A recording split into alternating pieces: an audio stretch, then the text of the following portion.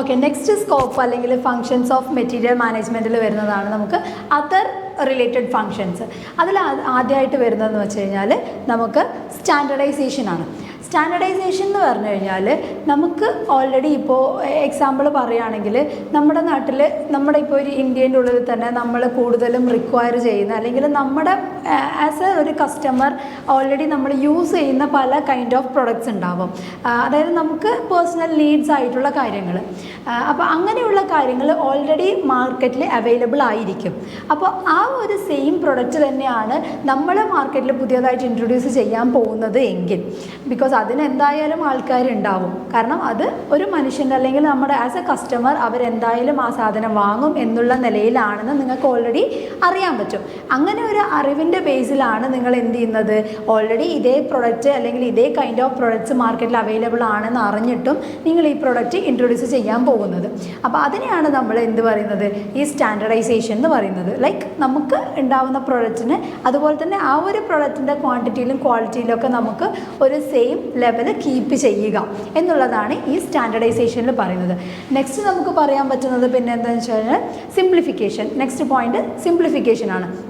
Simplification എന്ന് പറയുമ്പോൾ നമുക്ക് എന്താ പറയുക, നമ്മുടെ ഒരു പ്രൊഡക്റ്റിൻ്റെ ലെവൽ, അതായത് നമ്മൾ പ്രൊഡക്റ്റ് ഉണ്ടാക്കി ആ പ്രൊഡക്റ്റിൻ്റെ ലൈക്ക് പ്രൊഡക്ഷൻ നടത്തി ആ പ്രൊഡക്റ്റ് നമ്മൾ മാർക്കറ്റിൽ ഇൻട്രൊഡ്യൂസ് ചെയ്യുമ്പോൾ അതിന് നമ്മളൊരു വൈഡായിട്ടുള്ള ഇൻട്രൊഡക്ഷൻ കൊടുക്കാതെ, ലൈക്ക് നമ്മളിപ്പോൾ ഒരു ഇൻ്റർനാഷണലി അല്ലെങ്കിൽ ഗ്ലോബലി നമ്മളതിനെ എക്സ്പാൻഡ് ചെയ്യാതെ നമ്മുടെ ഒരു ബൗണ്ടറിൻ്റെ ഉള്ളിൽ ആ ഒരു ലോക്കൽ ഏരിയ മാത്രം നമ്മൾ കോൺസെൻട്രേറ്റ് ചെയ്യുന്നു.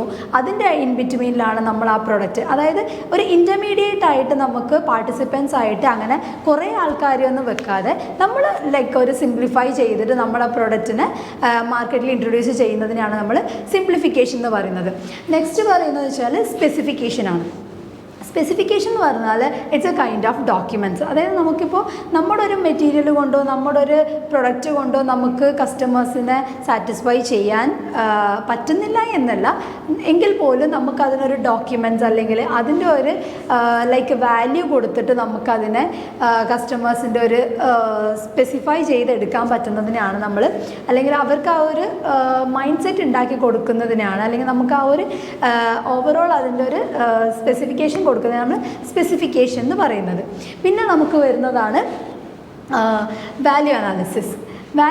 നെക്സ്റ്റ് പോയിന്റ് വാല്യൂ അനാലിസിസ് ആണ്. വാല്യൂ അനാലിസിസ് എന്ന് പറയുമ്പോൾ നമുക്കിപ്പോൾ ഒരു പ്രൊഡക്ഷൻ അല്ലെങ്കിൽ ഒരു പ്രൊഡക്റ്റ് നമ്മൾ മാർക്കറ്റിൽ നമ്മൾ സെയിൽ ചെയ്യുന്നുണ്ട്. ആ ഒരു സെയിൽ ചെയ്യുന്ന സമയത്ത് നമുക്ക് അതേ ഒരു ലെവലിൽ നമുക്ക് പല കൈൻഡ് ഓഫ് പ്രൊഡക്ട്സ് ഉണ്ടാവാം.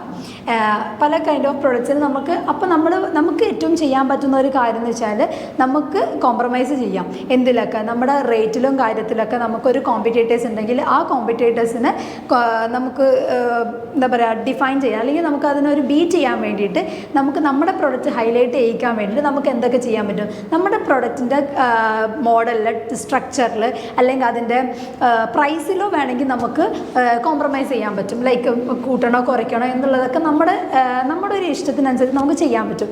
ബട്ട് നമുക്ക് അതിൻ്റെ ഒരു വാല്യൂ, അതായത് നമ്മുടെ ക്വാണ്ടിറ്റിയിലായിക്കോട്ടെ ക്വാളിറ്റിയിലായിക്കോട്ടെ, നമ്മൾ കൊടുക്കുന്ന ഒരു പ്രൊഡക്റ്റിൻ്റെ ക്വാളിറ്റിയിലോ ക്വാണ്ടിറ്റിയിലോ ഒന്നും നമുക്ക് കോംപ്രമൈസ് ചെയ്യാൻ പറ്റില്ല. അപ്പോൾ അങ്ങനെ ഒരു വാല്യൂ കീപ്പ് ചെയ്യുന്നതിനാണ് നമ്മൾ വാല്യൂ അനാലിസിസ് എന്ന് പറയുന്നത്. നെക്സ്റ്റ് എന്ന് പറയുന്നത് നമുക്ക് എർഗണോമിക്സ് ആണ്. എർഗണോമിക്സ് എന്ന് പറഞ്ഞു കഴിഞ്ഞാൽ നമ്മുടെ ഇപ്പോൾ ഒരു മാനുഫാക്ചറിങ് ഇൻഡസ്ട്രി, ഞാൻ നേരത്തെ ഫസ്റ്റ് നമ്മുടെ പോയിന്റിൽ ഞാൻ പറഞ്ഞിട്ടുണ്ട്, നമുക്കൊരു ബെറ്റർ എന്താ പറയുക ലൈക്ക് ഒരു ഓപ്പറേഷണൽ ഫ്ലോ ഉണ്ടാവണമെങ്കിൽ അതിന് ഏറ്റവും ഇമ്പോർട്ടൻ്റ് ആയ കാര്യം, ആ ഒരു ഓപ്പറേഷണൽ ഫ്ലോ ഉണ്ടാവുന്ന സമയത്ത് നമുക്കുണ്ടാവുന്നൊരു കാര്യമാണ് ബെറ്റർ കമ്മ്യൂണിക്കേഷൻ. അതായത് എല്ലാ ഇൻഡസ്ട്രിയിലും നമുക്കിപ്പോൾ സപ്ലയേഴ്സിൻ്റെ ഇടയ്ക്കാണെങ്കിലും നമ്മുടെ പ്രൊഡക്ഷനിലാണെങ്കിലും സ്റ്റോറിങ്ങിലാണെങ്കിലും വെയർഹൗസിലാണെങ്കിലും കസ്റ്റമേഴ്സുമായിട്ടായാലും നമുക്കൊരു ബെറ്റർ കമ്മ്യൂണിക്കേഷൻ ഫ്ലോ ഉണ്ടായിരിക്കും. അപ്പോൾ ഈ ഒരു കമ്മ്യൂണിക്കേഷൻ ഫ്ലോയിൽ നമുക്ക് അല്ലെങ്കിൽ നമ്മുടെ ഈ ഒരു മൊത്തം എൻറ്റയർ ഒരു മാനുഫാക്ചറിങ് ഇൻഡസ്ട്രിയിൽ നടക്കുന്ന ഈ ഒരു പ്രോസസ്സിൽ ഏറ്റവും കൂടുതൽ നമുക്ക് ആവശ്യമുള്ളത് ഒന്ന് ഈ പ്രൊഡക്റ്റ് ഉണ്ടാക്കാനുള്ള എക്യുപ്മെൻറ്റ്സ് ആയിരിക്കും. പിന്നെ ഒന്ന് നമുക്ക് ആവശ്യമുള്ളത് നമ്മുടെ എംപ്ലോയീസ് ആണ്. അപ്പോൾ ഇത് എംപ്ലോയീസിന് നമുക്ക് നമുക്ക് നമ്മുടേതായ ഒരു രീതിയിൽ നമുക്ക് പറ്റുന്ന രീതിയിൽ നമുക്ക് അവരുടെ സറൗണ്ടിങ്സ് നല്ല രീതിയിലാക്കി കൊടുക്കുക എന്നുള്ളതാണ് നമ്മുടെ ഈ എർഗണോമിക്സിൽ വരുന്നത്. അതായത് എപ്പോഴും നമ്മൾ പറയുന്നുണ്ട് നമ്മുടെ ഏതൊരു ഇൻഡസ്ട്രി ആണെങ്കിലും ഏതൊരു ഫാക്ടറി ആണെങ്കിലും അല്ലെങ്കിൽ ഏതൊരു ഓഫീസ് ആണെങ്കിലും അതിൻ്റെ എംപ്ലോയീസ് ആണ് അവരുടെ മെയിൻ അസറ്റ് എന്ന് പറയുന്നത്. കാരണം അവരുണ്ടെങ്കിൽ മാത്രമേ നമുക്ക് നമ്മുടെ പ്രൊഡക്ഷൻ അല്ലെങ്കിൽ നമ്മുടെ പ്രൊഡക്റ്റിനെ ഡെവലപ്പ് ചെയ്യാനും പുതിയ ഇന്നോവേഷൻസ് വരുന്നതിന് ഇപ്പം നമ്മുടെ മാർക്കറ്റിൽ നമ്മുടെ ഓൾ വേൾഡ് നിങ്ങൾക്ക് കണ്ടാൽ അറിയാൻ പറ്റും. കാരണം എന്താണ്, പുതിയ ഇന്നോവേഷൻസും കാര്യങ്ങളും കൊണ്ടുവന്നുകൊണ്ടിരിക്കുകയാണ്.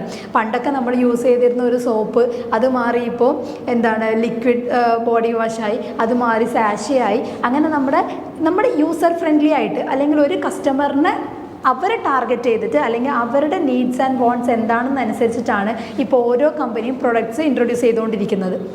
അപ്പോൾ അങ്ങനെ തന്നെ നമുക്ക് ഓരോ ഇന്നോവേഷൻസ് വന്നുകൊണ്ടിരിക്കുമ്പോഴും അതിനെ ഡെവലപ്പ് ചെയ്യാനായിട്ട് നമുക്ക് ആവശ്യമുള്ളതാണ് technologies, equipments, same as employees. അപ്പോൾ ആ ഒരു എംപ്ലോയീസിൻ്റെ വർക്കിംഗ് ഫീൽഡ് അല്ലെങ്കിൽ സറൗണ്ടിങ്സ് ഈസി ആക്കി കൊടുക്കുക അല്ലെങ്കിൽ അവരെ യൂസർ ഫ്രണ്ട്ലി ആക്കി കൊടുക്കുക എന്നുള്ളതാണ് ഒരു കമ്പനീൻ്റെ മെയിൻ എയിം എന്ന് പറയുന്നതും അതുകൂടിയാണ്. അപ്പോൾ അങ്ങനെ ഒരു രീതി അല്ലെങ്കിൽ ഒരു സറൗണ്ടിങ്സ് ക്രിയേറ്റ് ചെയ്ത് കൊടുക്കുന്നതിനാണ് നമ്മൾ എർഗണോമിക്സ് എന്ന് പറയുന്നത്.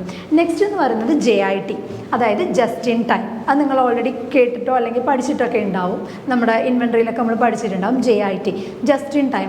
അതായത് നമുക്ക് വരുന്ന കസ്റ്റമേഴ്സിൻ്റെ ഇപ്പം ഞാൻ പറഞ്ഞു നീഡ്സ് ആൻഡ് വോൺസ് എല്ലാ കസ്റ്റമേഴ്സിനും ഇൻഡിവിജ്വലി ഓരോ ആളുടെ ക്യാരക്ടറും ഓരോ ആളുടെ നീഡ്സും വോൺസും വ്യത്യസ്തമായിരിക്കും.